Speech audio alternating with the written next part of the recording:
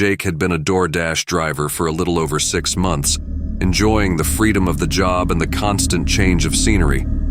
He appreciated the late-night shifts the most, less traffic, fewer people, and a certain tranquility that came with driving under the stars. But tonight was different. Tonight was Halloween, and the air was charged with an eerie energy that made the hairs on the back of his neck stand on end. His phone buzzed, signaling a new delivery. The address was unfamiliar, a house on the outskirts of town, far from his usual routes. Jake hesitated, the thought of driving out to such a remote location unsettling. But a job was a job, and the payout was generous.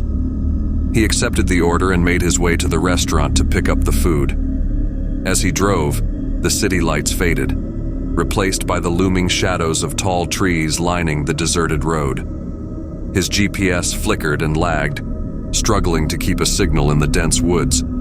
The house, according to the app, was at the end of a long, narrow driveway shrouded in darkness. Jake slowed his car, the gravel crunching loudly under the tires, and finally saw the house. A decrepit mansion that looked like it had been abandoned for years. Unease settled in Jake's stomach as he parked and grabbed the delivery bag. The house seemed to breathe with the wind, its broken windows like dark, empty eyes watching his every move. He approached the front door, each step feeling heavier than the last, and rang the doorbell. The chime echoed eerily through the night. Seconds stretched into minutes, and just as Jake considered leaving, the door creaked open. A pale, gaunt man in an old-fashioned suit stood in the doorway, his eyes sunken and lifeless. He looked at Jake with a gaze that seemed to pierce through him. "Good evening," the man said in a voice barely above a whisper. "I've been expecting you." Jake forced a smile and handed over the food. "Here's your delivery. That'll be $24.50 on." The man nodded slowly, reaching into his pocket and producing an old, tarnished coin. He placed it in Jake's hand, his touch as cold as ice. "Please, come in for a moment," the man said. "I have something to show you." Every instinct screamed at Jake to run, but a morbid curiosity and a sense of obligation to his job held him in place. He stepped inside, the door closing behind him with a resounding thud.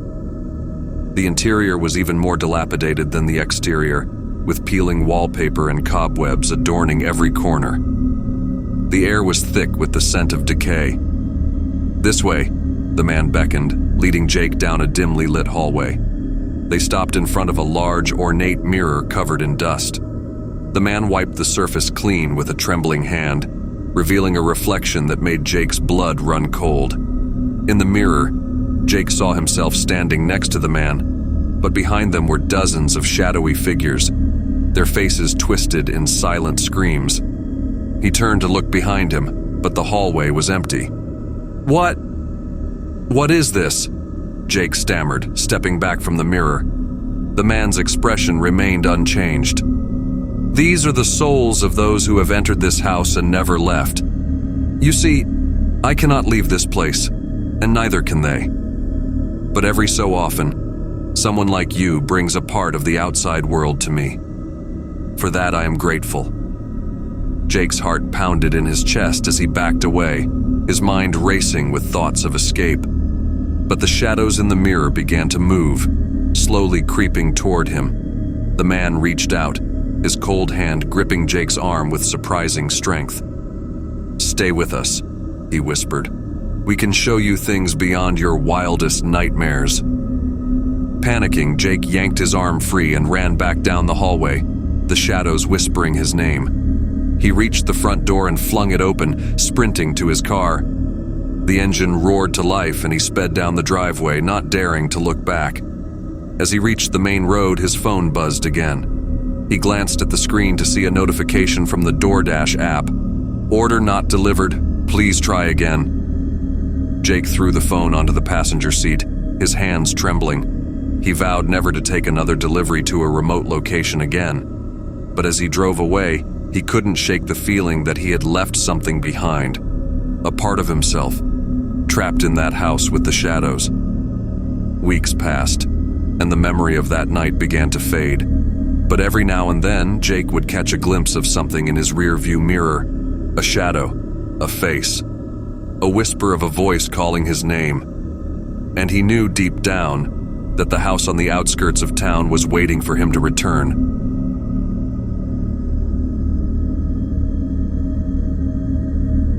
Ben enjoyed the peace of night shifts as a DoorDash driver.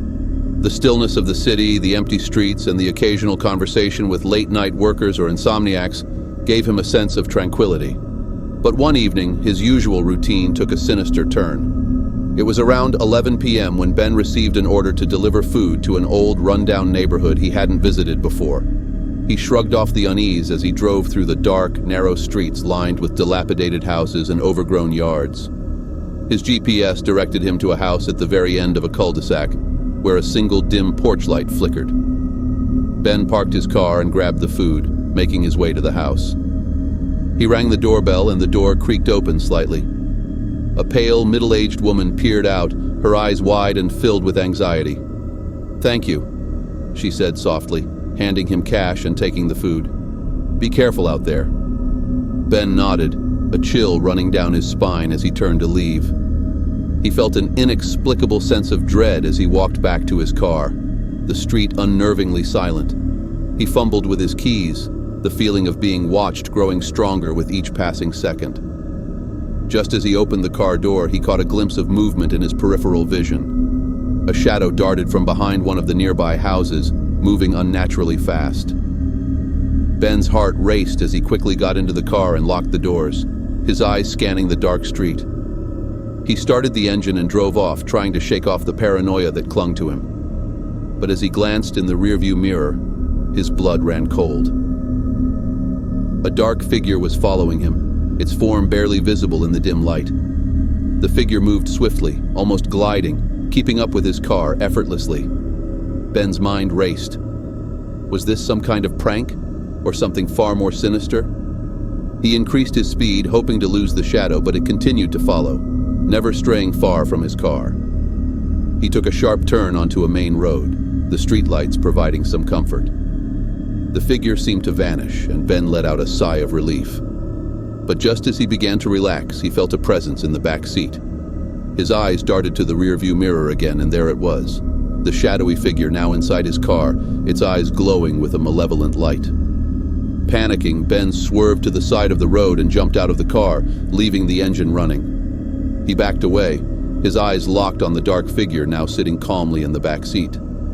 It stared back at him, its gaze piercing and unrelenting. Ben's phone buzzed in his pocket, snapping him out of his trance. He pulled it out, fumbling to dial 911. But as he raised the phone to his ear, the figure spoke in a voice that seemed to echo from the depths of a nightmare. "You can't escape me, Ben. I am everywhere. I am every shadow, every dark corner. You invited me in." The line went dead, and Ben's heart pounded as he realized the figure was right. It had followed him into his car, and now it seemed to be everywhere. He glanced around, the once comforting glow of the streetlights now casting long, menacing shadows that danced and twisted. Desperate, Ben decided to run. He sprinted down the street, not knowing where he was headed, just needing to get away. But no matter how fast he ran, the shadows seemed to close in on him, whispering his name, taunting him. Finally, exhausted and out of breath, Ben stumbled into a 24-hour diner, the bright fluorescent lights providing a brief respite from the darkness outside. He collapsed into a booth, his hands trembling as he tried to make sense of what had happened. The waitress approached, her expression concerned. "Are you all right, hon? You look like you've seen a ghost?" Ben managed a weak nod, but as he glanced out the window, his heart sank. There, in the reflection, stood the shadowy figure, watching him with those malevolent eyes. It was a reminder that no matter where he went, the darkness would follow. For the rest of the night, Ben stayed in the diner, too terrified to leave. The shadows outside seemed to writhe and pulse, waiting for him. When dawn finally broke, he stepped outside, the morning light offering a temporary reprieve. But deep down, he knew the shadows would return with the night, always lurking, always waiting. And so, Ben's life became a constant battle against the darkness, a never-ending struggle to stay in the light. knowing that the shadow that had followed him back into his car would never truly leave him alone.